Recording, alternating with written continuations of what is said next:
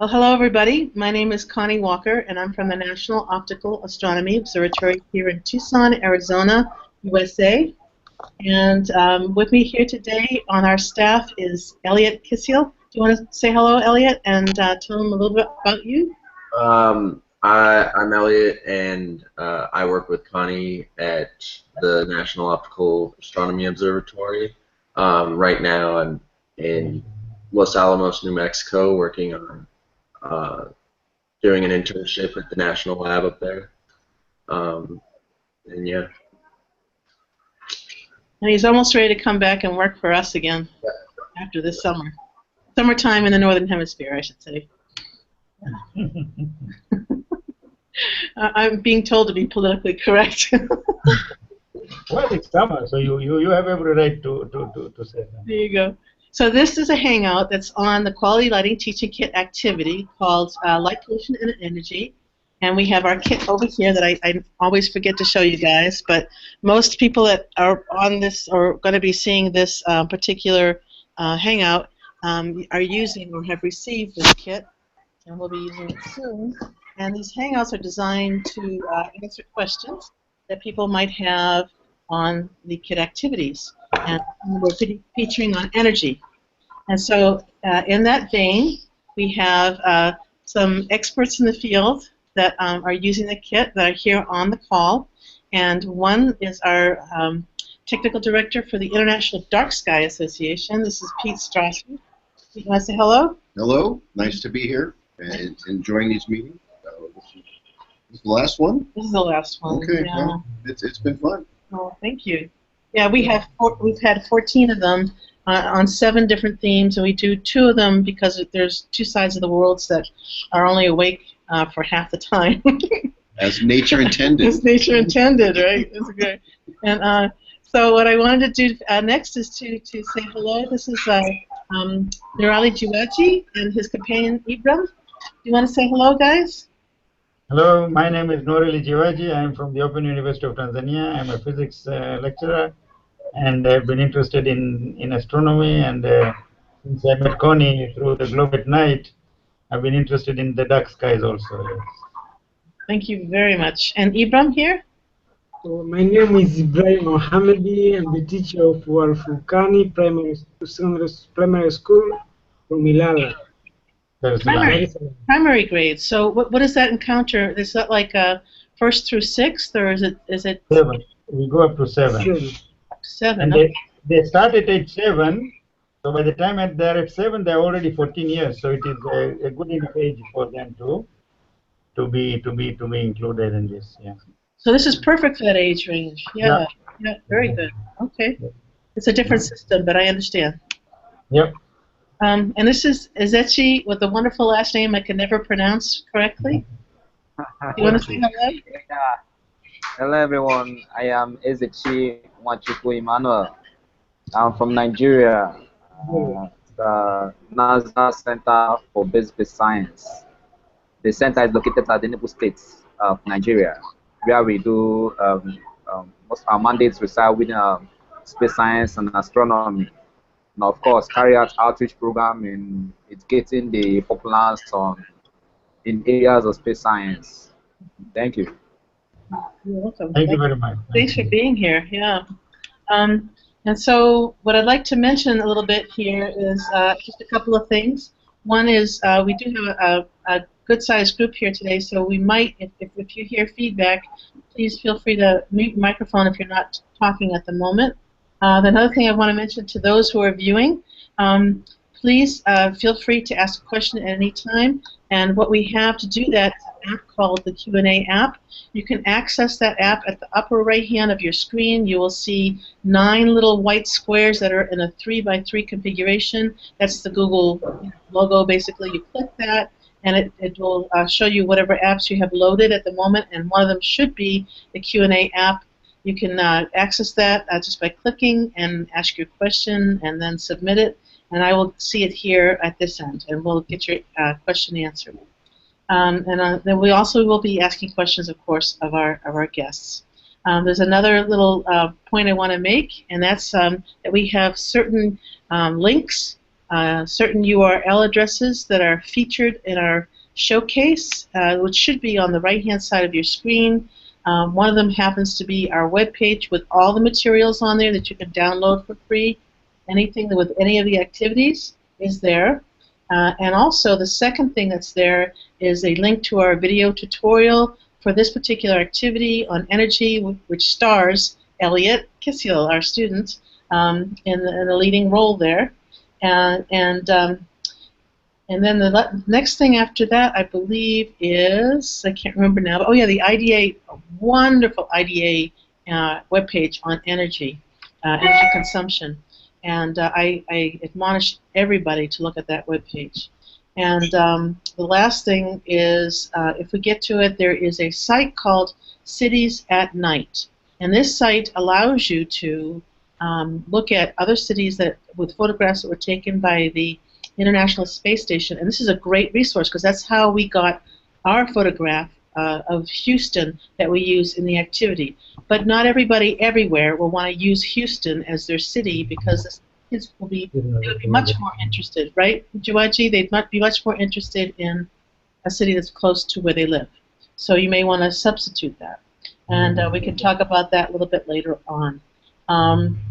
So now I thought, you know, for those of you who have not been able to look at the video is only about 13 minutes and 20 seconds long, to be exact.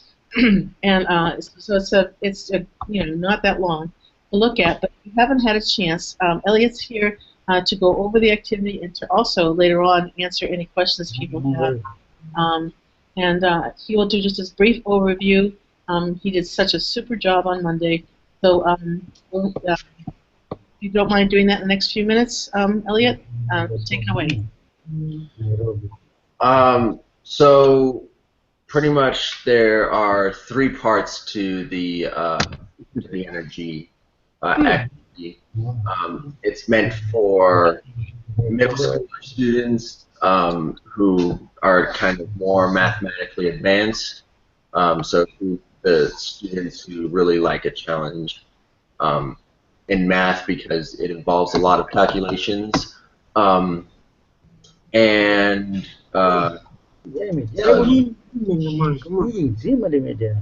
are I'll mute people. Go ahead, Elliot. There are three parts to the activity. The first part involves counting squares on the grid, which I think Connie will put up on the screen.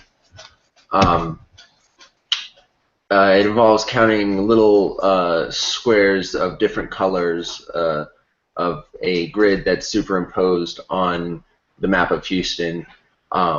There are three different light types. There's the kind of on the right side of the map, there's these bright yellow ones. Those are the low pressure sodium lights, and that's around the refineries there. Then you have these browner lights, which are the high pressure sodiums, and that's typically in the residential areas. And then these spindles coming out from the city center are the metal halide lights, which typically are around freeways and stuff like that. So the goal of this first part is to get an accurate count of how many light boxes there are in the city. So if the kids go across the grid and they just mark whatever the dominant color is in that box, they just mark a 1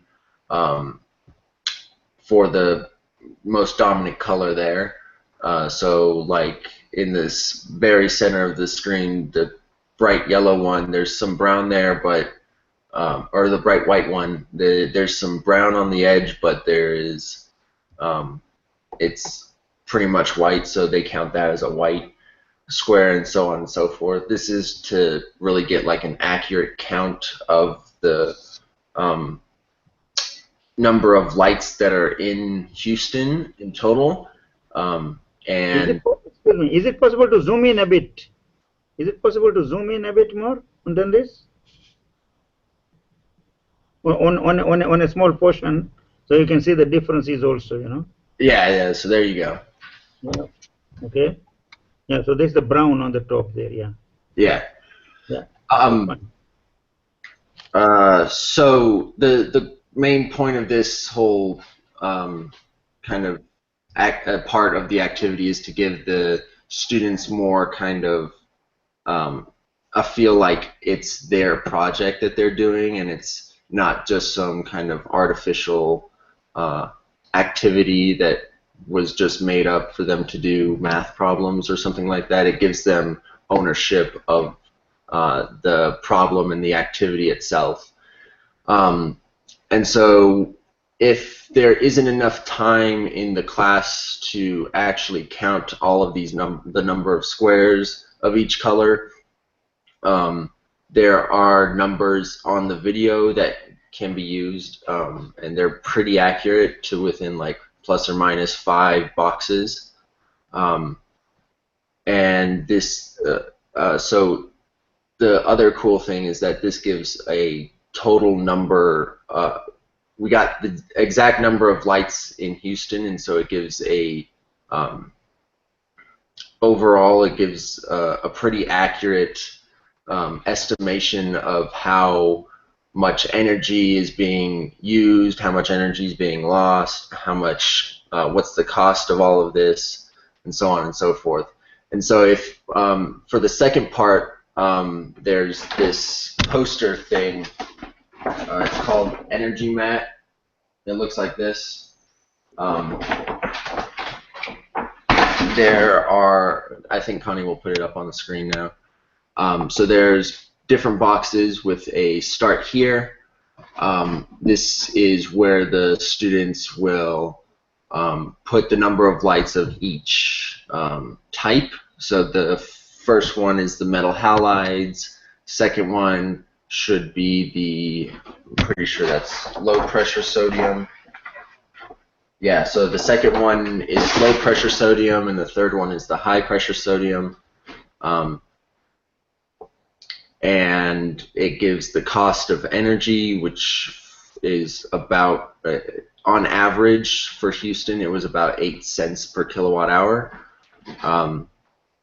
And students can, so these three, once they get these, have these 3 numbers, they can pretty much do all of the calculations themselves, and just, because all of the calculations just kind of flow into one another, as you'll see later. So yeah, I think that's all I want to talk about with the start here, is just that you get the total number of squares and put them in the students get the total number of squares and put them in the boxes, and it gives a little bit of explanation on what the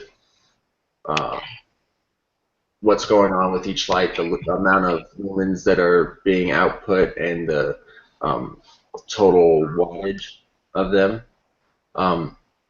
So then here, this is really the calculation part of the worksheet, or of the activity. Students will put in whatever the thing underneath the boxes say. So this says lumens of type 1, wattage of type 1, and then it says the efficacy of type 1. And you'll notice that all of these are color-coded. So the lumens of type 1 can be, that color can be found back in the start here box. And then the wattage of type 1 can be found in the start here box. And then you pretty much, the students will take the number of bulbs and then the number of squares, and then they get this percentage, and they just use these numbers, fill in the boxes, do the calculations. Off to the side of each box, it gives a little explanation of what the reason for this doing this type of calculation is. So for step 2, we want to determine what percent of all light are type 1. To do this, we'll take the number of squares of type 1 and divide it by the total number of squares. So it gives a little description. It's meant to not make these just numbers on paper. It's meant to give them some kind of meaning behind it. So as we go forward, we get into finding the amount of energy that's being used and the cost of it, and all of this would be for one night. So these step 5, 6, and 7, so this finds the total cost of one bulb in one night, and then you multiply that by the amount of lights of that certain color or of that certain bulb type, and you get these numbers over here. And then the final, these final 3 boxes are the amount wasted due to poor shielding, unused light, and all of this other stuff. And so that's about 30% of light is unused, and that's gives these energy wastings that are could be avoided. And what you mean by that is mostly uplight? Yeah. Light that's reflected off the ground, but mostly uplight? Yeah. So these are the end results of the calculations. This is what we want the students to see. We want them to see the amount of energy and greenhouse gas that's emitted wastelessly, and the total amount of energy that's wasted. And so if we zoom out, the students will do this for these same exact calculations for each of the bulb types, and then you'll get to the totals box, which gives you sum up all of the energy costs from, or all of the energy wasting from the 3 different bulb types, and you get a total number of the energy wasted, the cost wasted, and the amount of carbon dioxide that's produced unnecessarily by just having light that's on throughout the night. And so these numbers are typically, so when I did the calculations, they are 1,885,000 for the cost wasted, and about 900,000 kilograms of carbon dioxide that's produced unnecessarily. So it's a huge amount just for the amount wasted. And so the final part of this is to make these more efficient. And so in the kit there is a types of light worksheet. There's also so there's the types of light worksheet which they use for the third part. I'll get you that right now. Thank you. So it's the types of light worksheet which gives a description of all of the different lights that can be used, everything ranging from incandescent light bulbs all the way up to amber LEDs, so narrow band amber LEDs. It gives the wattage, the lumens, and then it gives a little description about the bulb itself, what kind of color rating it has. Does it produce really good color, or is it really bad, like the low pressure sodiums? And so they give descriptions of what are the drawbacks, what are the advantages of it. For example, LEDs use hardly any power, yet they produce some of the highest lumen outputs. So the final part is just trying to get students to look at, okay, how much, how can we reduce the amount of light that is being produced? How can we reduce the amount of energy that's being lost? How can we reduce the cost of this energy? So all of these things go on to the back sheet of this.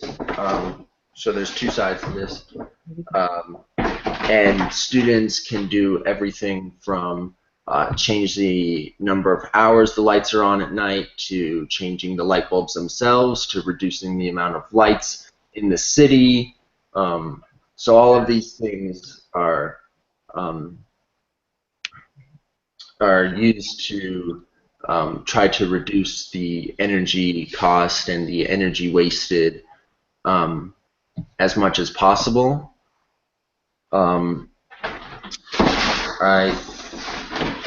Yeah, and then so at the very end, when they go through all three of those calculations again, they get a new set of numbers, and then they find the difference between the first set and the new set that they have, and compare the two and see, oh wow, the amount of energy that we saved was tremendous, and look at how much money was saved as well.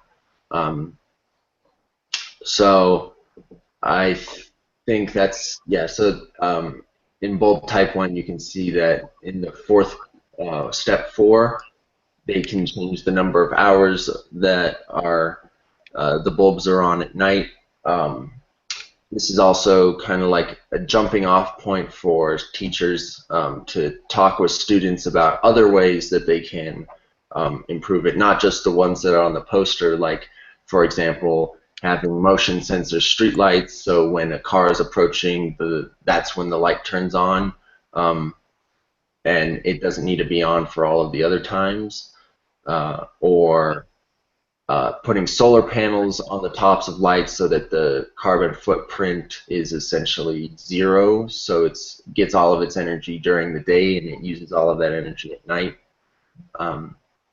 Just all of these different kind of subjects that students or teachers are able to discuss with students and try to make lighting more efficient. They can try to reduce the amount of light that's wasted by maybe putting better shielding on the lights and so forth. So that would reduce that 0.3 multiplicative factor in the final steps to something close to 0.1 or something like that. So that would again reduce the total amount of energy that's wasted and the cost that's wasted. And that's pretty much the end of the activity there. Once they find the savings, then they can talk. Students and teachers can talk about why don't we use all of these other lights and so on and so forth. And usually it's because either they're brand new technology and they're not widely available, or they're extremely expensive and stuff like that. So now it is open to questions, I believe. Yeah, I think it'd be really interesting to have. Let me stop presenting on the mat there, and I know that, for instance, now that Pete is part of the IDA as of recently, before we had actually, or after we had actually built the kit, designed and built and distributed the kits, he probably has some adaptations to make to the types of light document, and we could update that in the near future, which would be wonderful. Yeah, particularly with LED technology coming on, most of the things, the sources that we saw in the picture will change. They'll either replaced upon failure, or they'll find money for a total cost to ownership savings philosophy that they'll switch over to the LEDs. It's really important. One of the things of energy savings that can be gotten is to change the illuminance levels based upon the technology change. If you measure 2-foot candles of low pressure sodium or high pressure sodium light, that's measured, and then you measure 2-foot candles of LED light, which is going to have far more blue and give a whiter appearance, it will appear brighter, even though it's measured at 2 foot candles or 2 lumens or 0.20 lumens. So we lux. So we need there needs to be some change that happens with the switch in technology, which can have a very profound effect on the energy footprint that the luminaires are having on the city. It's also a very important thing for us to make sure this happens because of light pollution. Having a lot more blue light at night is going to cause more light pollution owing to Rayleigh scattering. And just putting out less of it and still being able to see well, that should be another function of energy reduction. Okay. Any thoughts, Niraji, Ajiwaji, and or Azichi? Well, we are not very familiar with the numbers and all that, so still have to get used to the different types of bulbs and the output and in terms of savings also. So this will come through, I think, once we start to end up approximately. Yeah, and that's a number that's always changing too, particularly with the new LEDs. Let me Excuse me, I didn't hear that. yeah, I'm gonna see who's doing. Whose background is making noise? Yeah, there's something. Okay. Yeah. What was my train of thought? Sorry. Past the caboose. Numbers. The numbers. Yeah, as in just a very short period of time, you'll find that the lumens per watt, the efficacy is rapidly changing with LEDs.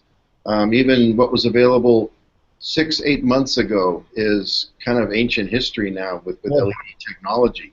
So you always have to be aware of that. When a city is ordering lamps for a retrofit change out, they may specify a certain product, and what happens is 6-8 months down the line when they're ready to receive it, it's not the same thing they ordered. It's such a fast change, but that's usually for the better. You're getting more lumens per watt. The mistake that is made is to kind of keep your steady state of expenditure and just think you're getting more light for your money, and that's not a good way to. It's not a good way to approach it. It should be saying, I should be getting the same amount of light for less. Exactly, for less, yeah.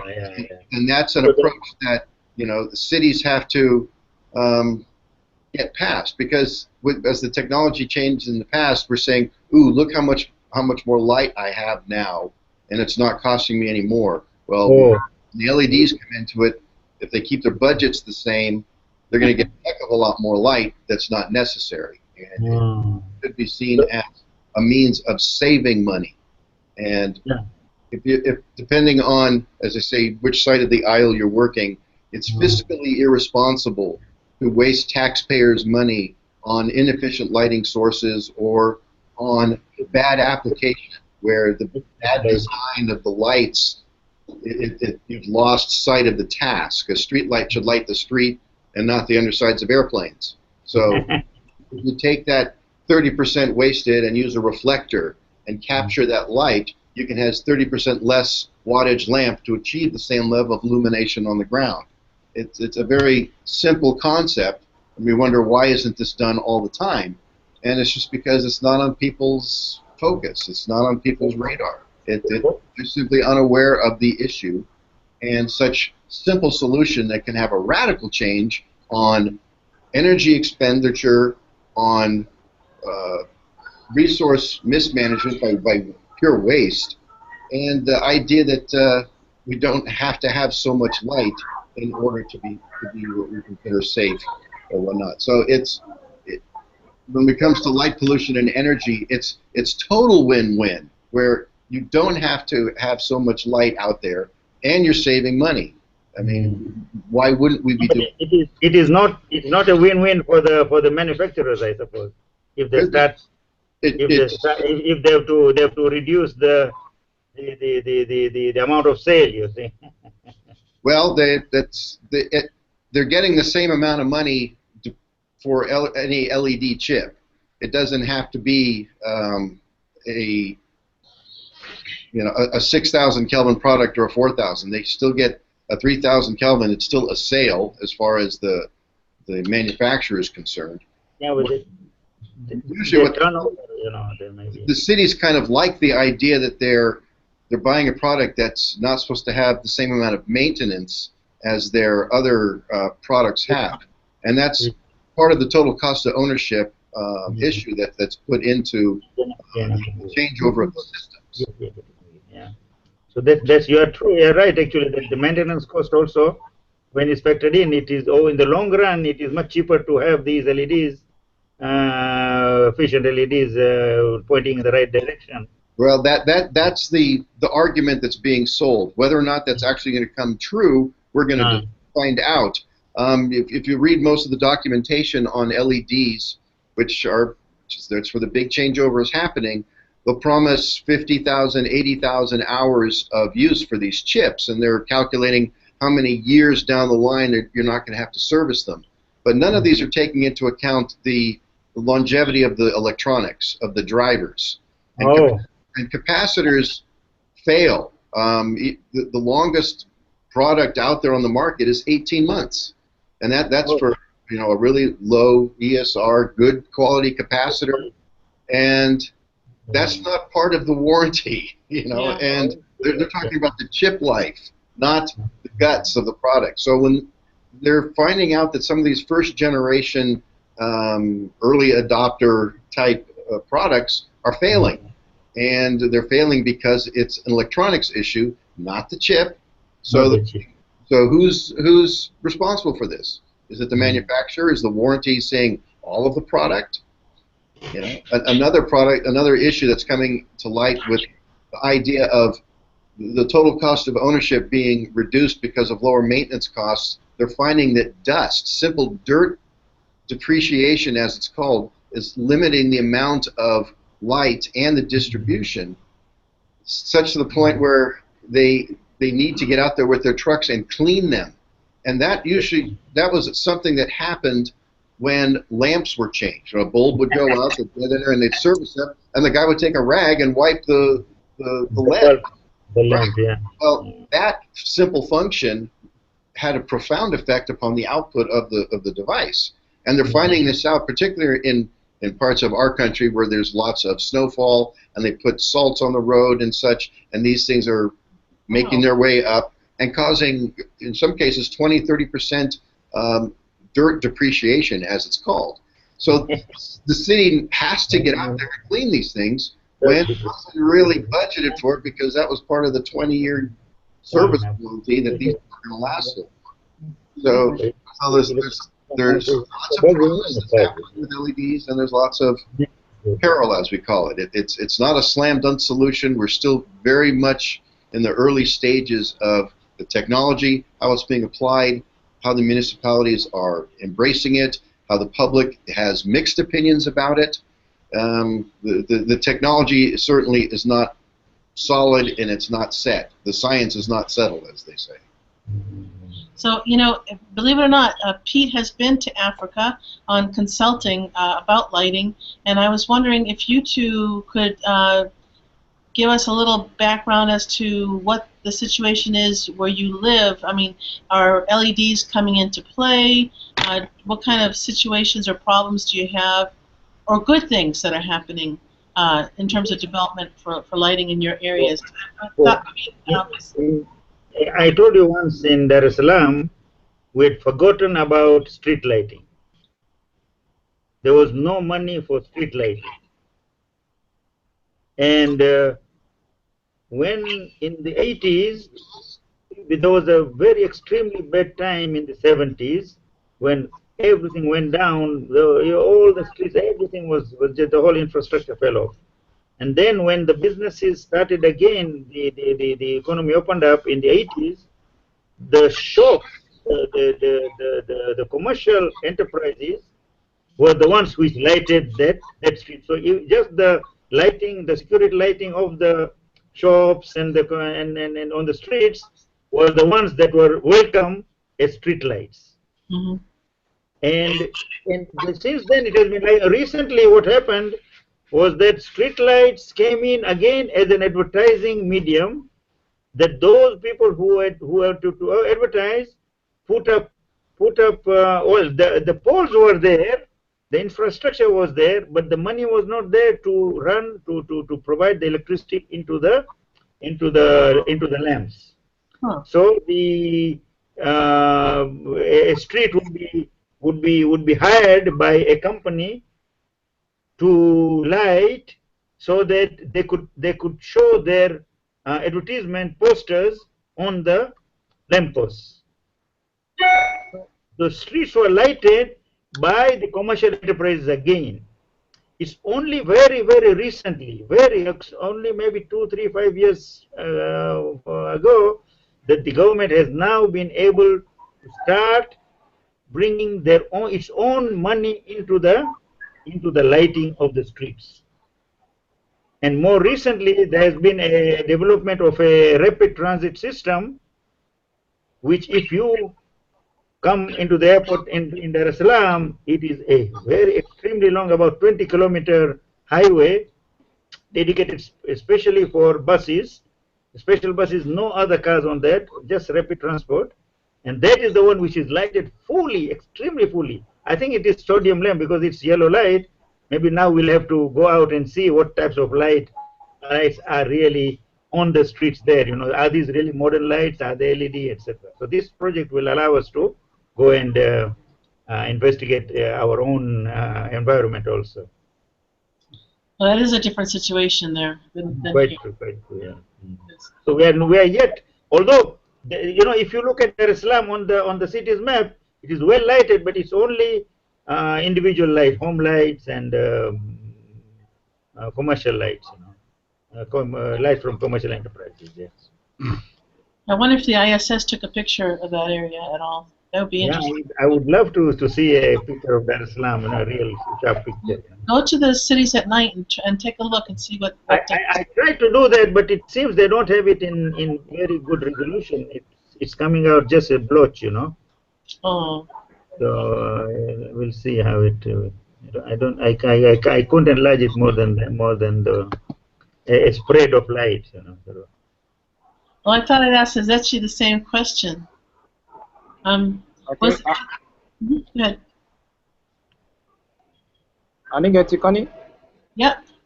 I was wondering if you have, what kind of the lighting situation is there in your city? Okay. What we have here in Nigeria is not far from what Norari explained. Only that you do experience all these street lights mostly in the cities, but local places you rarely see that. Okay, it's just lately that people are actually looking at, or the government actually looking at how they can lighten up some places, some public places, and then being also aware or cautious on how well to administer these lights. Okay, and it's also important to say that lately we in Nigeria are looking into energy efficient lighting points. Formerly, we used to all these incandescent bulbs used to be conventional, used to be common. It was lately, just say 5 years ago, that it seems to be that high awareness on using these LED lights because of its efficiency. But now, like Peter also mentioned, it gets you to know that these LED lights, though they are good in terms of it, but there are these components of it that may not be all that good for human, the blue components of it. So I believe that with this program, perhaps it's still an open call to us and to people around to know, even though we are able to achieve this level of efficiency, that there's still a price to pay with these LED lights. Okay? And I think that's about that. Do you want to comment? Yeah. You want to comment on that? Yeah, it's there is also kind of a different scenario in places where there hadn't been lights initially, and they're coming in for the first time. It can have really a profound effect on how the people live, their level of comfort, their security, what it does with the economy. It can be a distraction for students. Sometimes, you know, there's too much life that they see going on outside, and they're not studying as much as they should. There's all kinds of odd peripheral consequences that happen when you start lighting at night. The fact that new places will probably will jump straight into LEDs and not go through the older technology, that's going to be kind of a different scenario for a lot of designers, a lot of people putting in installations and lighting companies. Most of them have a kind of a familiarity with changing how light is going to be in an area. In this case, it's going to be going from absolute darkness to the newest technology. So again, the key thing is your lighting levels that they're going to be putting in, make them sure that they're for LED technology, not for the old technology. Because I can't emphasize enough the change, the perceived brightness that happens under white light that you get from LEDs than you do from the low and the high pressure sodium lamps that have been around for decades. It's really a startling difference to go from one to the other. And if you're going straight into white light, make sure that the illuminance levels is appropriate for the source. Don't rely on figures and calculations that were done for a source previous, because it's really, it just isn't the same, and it's like living under too much light at night as opposed to just sufficient for wayfinding or for simple ombre.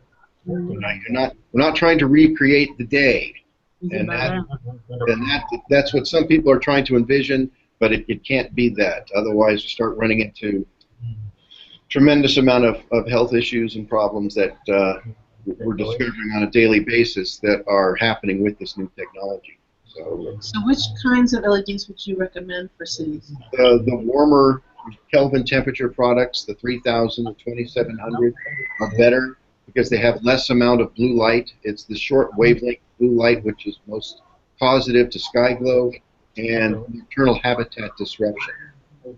As the changeover, yeah, nocturnal habitat, yeah. Well, we're part of the nocturnal habitat, so we, from the human, you have circadian rhythm disruption, and that's a big problem. You know, you have more immediate problems, and then you have new problems down the line, acute and chronic problems associated with the short wavelength spectrum. All right. I was also wondering, how would you guys then? You know, it seems like it's a great opportunity for you in Tanzania and also for Ezechi in Nigeria to teach this to the younger generation, because as they get older, all these lights will be starting to be, more lights will be installed, and it's a developing technology, and for them to be informed, it seems like a pretty good opportunity to be able to do this activity with them now, so they get sort of a knowledge base of what they're going to be faced with in the future. Do you know how you might do this activity with them? What would you do the same? What would you do differently? I was thinking, if it's all right, we could start with Ezechi. Because go ahead. Have you thought about it? Have I? Sorry, I didn't get it. I don't mean to put you on the spot. I think we believe that when we go about that, perhaps we'll use almost the same method or demonstration that Elliot showed. Only that, Connie, I'm wondering that perhaps we can have a way of making it a little local. Mm-hmm. You know, the grid map was that of Austin, mm-hmm. And yes, we can use that, and the cost, I think, $0.08. So, if we tell students about, though they hear about dollar, but we are looking at perhaps we can, in this case, when it comes to cost, perhaps bring in naira, because here we know the charge cost for energy here. I think on average is about 27 naira few kobo for average flats, though there are commercial and other tariff basis. But we are looking at something that could be a little local. So if you are meeting the students while you are passing the knowledge, then let them not be a little carried away. When you use dollar, they may start seeing as something a little abstract, not really knowing you are talking about something, a solution that you need to bring into your own locality. So I'm thinking, perhaps, what do you think of we bringing in our local tariff, the cost of electricity that they do see in their bills too? Oh, When we absolutely. go about this, Yeah, I agree with you. I mean, this activity, maybe the way we should have written it up, I think we do talk about it a little bit in the instructor's guide. But you're right; it should be tailored. I mean, we're a very, very small department, and we only got funding to do what we have done. It's a very little bit of funding we got, and we can't, because we have 20 other projects, we really can't spend time individualizing the activity to every place that's received the kit. But we welcome, we relish the opportunity for people there to please, I can give you the raw files if you want, the Word documents, and you are welcome to change it and to adapt it to fit the needs of the students that are there. I think that is the best thing you could do with this activity. Try to look for an aerial map, any aerial map actually, that shows you the lights at night for your area, if it's possible. It might not be the International Space Station, but I have to caution you that the International Space Station actually has, I mean, you can see the blue light LEDs. You cannot see it with the Defense Meteorological Satellite data or with the VERSE data from the Suomi satellite. They do not show the blue light from the LEDs. So that's what I would caution if you get those kinds of maps. But you might have an airplane that's going overhead taking a shot of your city, who knows, with a good camera. Or if you cannot do that, that's fine. If you just know the numbers for your cities in terms of how much energy is used for 1, 2, or 3 kinds of lights that are in your city, that's perfectly fine. If your city just uses one type of LED, then that's fine too. I would caution using too many kinds of rates because kids will get kind of bored with all the calculations. You might want to average your rate for the commercial or the industrial or the residential area if it's different. It is different for many of the cities in the U.S., for instance. And also for schools. Schools get a different rate, for instance. So it might be that way in your country, it might not be. So these are all considerations. Yeah. Good, very, very good comment, is it? Thank you. Yeah, I appreciate that. And if you do change things, and remind me to please send you the file, the Word document, or documents, and okay. And if you do change it, please let us know because we are very amenable to putting the new files for your particular area online. Okay? Sure. We'll keep you informed. We'll keep you informed with our activity. We've not started yet because of currently they are on vacation. So we are hopeful that when they resume, we'll go about that, but then we'll keep in touch. So I'll keep you posted with everything that we are going to do. Okay. Oh, thank you. Appreciate it a lot. And I was going to ask the same question of Chiwaji and Ibra.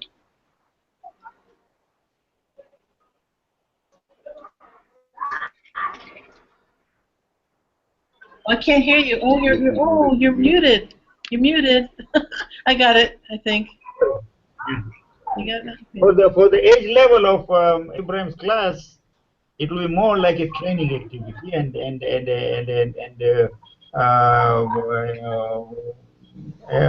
sensitizing and informing. But I'm thinking of because Ibrahim is also my student also. And I'm asking him to do this as a student project for his university degree, you know. So he can now also research on the types of lights that are used by, for, you know, he can go and ask different the municipal council, the city council, the transport companies, which is running the new system, and general idea about what are the lighting needs, or what are the current lighting amounts and the types of lights that are used, you know. And then from that we can have a proposal which we could also ask our city council to consider, if either not, if not immediately, at least in the long run, when they are installing new lights, or they're changing, they're upgrading the lights. Wow. So if you have questions about those types of lights, LED lights to install, please feel free to ask Pete. Contact me. Yeah, if you have any questions on sources and questions about the latest technology. Yeah. It's changing every week. I'm going to, yeah, I'm going to use your resources still. I mean, in the long run for our own project. But this is for the time being. I think we will use the material that we have, just more or less to sensitize the children and to expose them to the problems. Because I'm sure Yes. that even if you say light pollution, people are not even aware that there is pollution. Because here in Tanzania, we will need the light. So if you say light pollution, people are a bit, puzzled. Why? What is this? You know, light is a very useful thing. You know, why are you calling it a dangerous thing or a bad thing? You know.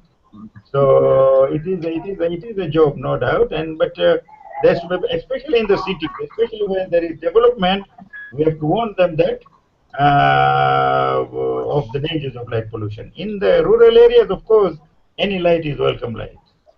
If you look at the map of the world at night, you will see that only points. The Dar es Salaam city, we see it as a point, you know, but the rest of the country is absolutely dark, you know. Yes. Yeah. I'm just looking now to see if there are any questions that might be coming from people viewing. There are no questions at this point in time. Okay, that's good. So, okay. Oh, Pete's going to sneeze. He'll be right back. Sorry. That's a first for us. Well, it's measured on Richter, so I had to. All right. Well, I was wondering if there are any sort of good examples you could tell us about, Pete, because this topic of light pollution is often fraught with bad examples. Oh, it does this bad thing to us, or that bad thing to animals, or whatever, or energy consumption. But is there anything, for instance, that's good that's happening in terms of LEDs that you can give an example? I'd say they're works in progress. In many cases, they're associated with environmental issues. The good lighting that's happening along the beaches, coastal areas, is getting better, primarily because it's an issue associated with sea turtle nesting and disruption.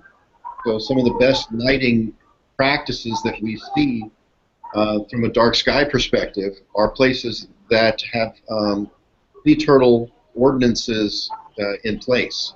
So it's interesting how kind of an environmental aspect drove the light pollution to be some of the best solutions that we have seen in both source. They generally like the warmer lights, even exclusively amber lights, reminiscent of low pressure sodium output. But it's also how the light is distributed. They don't allow really tall poles right close to the beach parking. They only allow bollards, which are low lighting. And it lights the sidewalks, and it lights the streets, and it lights, and suddenly we're now getting kind of a data set that shows that this type of lighting, people are just as safe, that there's not a change in crime, that these areas that were put in ostensibly for ecological purposes, as well as human action, the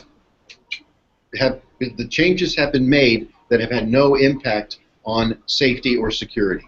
And those data points are really critical. The fact that we're getting these now, that we can now take them to other municipalities and say, you don't have to light up the night like it's daylight in order to be safe.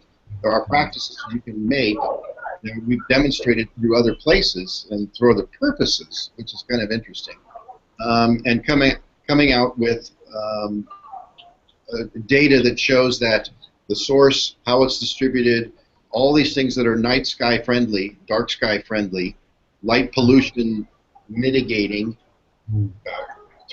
sea turtle non-impact, have no impact whatsoever on safety and security. And So they still just say safe, I think. I didn't catch that, sir. Say it again.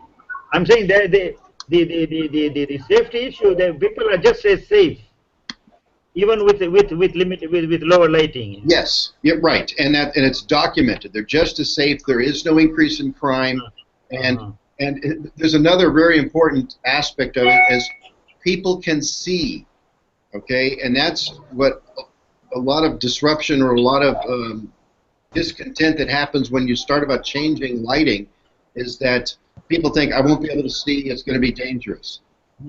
All these models don't take into account the marvelous thing of adaptation. Our eyes adapt. Exactly. And if you kind of think about it, if you drive into a gas station or a service station that has a tremendous amount of light at it, and your pupils crunch down because there's too much light, well, wait a minute, this is nighttime. Why is my pupil shutting out light because there's too much of it and it's night? If you start to see that kind of pupillary response, there's too much. Okay, it's very simple, and it shouldn't be that much. If you go into an area that has, say, 5-foot candles, your eyes have adapted so well that everything's fine. You can see color, you can see the person, you can see all the motion around you.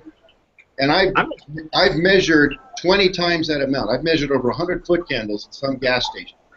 For what purpose? Okay, 20 times the amount of light, the amount of expense. To do what? To make your pupil constrict. That's essentially what it's done.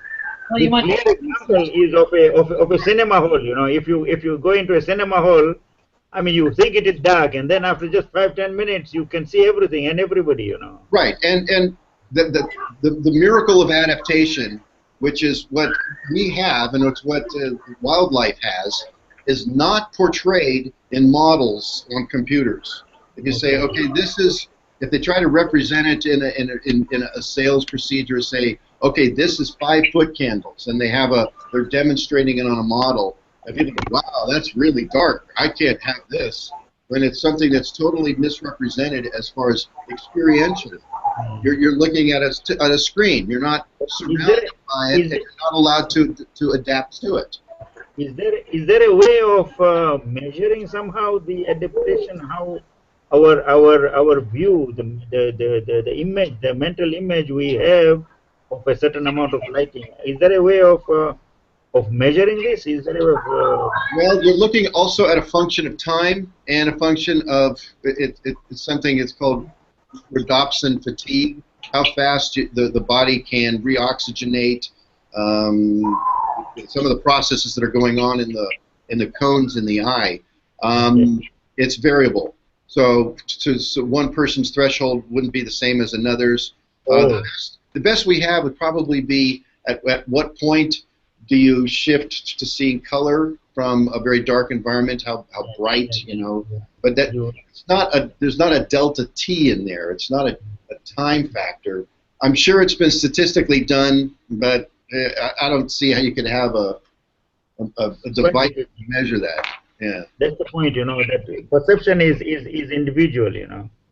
I'd like to bring to a point to bear here that this is such a rich discussion, and at some level it's a discussion that you can have with your students, very relevant to the real world. And notice that it ties into all the other activities in the quality lighting teaching kit. Yes. It ties to the glare, ties to activity, it ties to the ties to the safety activity, it ties to the animals activity, the one on light trespass, and the one on the night sky, which is the sky glow activity. So all of this ties into energy, and that is why, even though this activity is a little tougher than the other 5, It's a very, very important activity, and there are ways to make it simplified, and I just wanted to bring that to bear. And I also have to tell you that we're coming to the close of our hour. This was a very enriched conversation, and I have to thank our guests, both Ezechi and Jiwaji, and for their wonderful contributions to this discussion, as well as Pete Strasser from the International Dark Sky Association. If I could add one thing. Yes, sir. Yeah. I think this particular project, which shows the counting and the calculations and the energy savings, and we hear us talking about it's kind of math oriented and people kind of shy away from it. What I think this is important about this particular project is that students will be able to do it, demonstrate it to their teachers, and this can be taken to cities. This can be taken to city councils. Because believe me, a lot of the people that's sitting on those city council meetings hate math, okay? And they're going to look at this and say, oh my gosh, I don't want to figure out money savings. And if you find that 7th graders have accomplished this, and we've demonstrated the fact that we can save this much money, your students will have done a great service to the populace, because they've demonstrated they weren't afraid to take on the numbers, and the fact that taking on these numbers had a very profound effect fiscally and ecologically. And I think this is a fantastically well-designed project for multiple levels, but the one this can actually, you can take this as data to show municipalities, here's how you can save money, do it. Very true, very true. That's the advantage I've seen. Already seen the potential here, especially if we're going to take it forward even further from the classroom into our own homes. You know. Right. This goes way past the classroom. It's fantastic that it starts here. Thank you. Wow, this is a great way to end things. This is actually our last Google Plus Hangout for the Quality Lighting TP Kit activities. We've had 14 of them total, 7 different themes for both sides of the world. But it's good to know that each of these 14 are now on YouTube, and as soon as we hang up in a couple minutes here, this one will go straight to YouTube as well. So you'll be able to find them all on YouTube. Right now they're under my name, but I'm going to be transferring hopefully to the NOAO channel. So look for them there. Send us a link, please, or to one link to all of them, you know, so that we can just access them from. Yes, sir. I will do that. That's a great idea to all the people that are the kit recipients. Yep. Okay. Thank you. I'm putting a note down here. Okay, so I was wondering if Elliot, did you have any final comments to make? I don't think so. You had a good one last time. What was the one you had last time before you were leaving? You had mentioned something. Do you recall? I don't remember. I think it. That's I'm not entirely sure. Well, I have to give great kudos to Elliot for all that he did. I was just about to ask Ezechi for his final comments, but we got off the air. Ezechi, we'll miss you. Thank you very much. And how about you, Jiwaji? Thank you very much, Elliot, yourself, and Pete also. I think we should be in touch regarding some professional exchanges also in getting research and to publish, and also to get the ideas across to the public. You know. Thank you very much. We look forward to it. Yeah, I'll say. And I know I don't have to say this. Don't stay as a stranger. I really don't have to say that, because I know you'll be in contact with me with all sorts of questions. Still many long way to go. Yeah. Thank you very much. Thank you so much, and goodbye, everybody. And don't be shy about asking questions to me either. No, certainly not. I think I have to tell Ibrahim also not to be shy. You know. Okay. Bye, Ibrahim. Bye.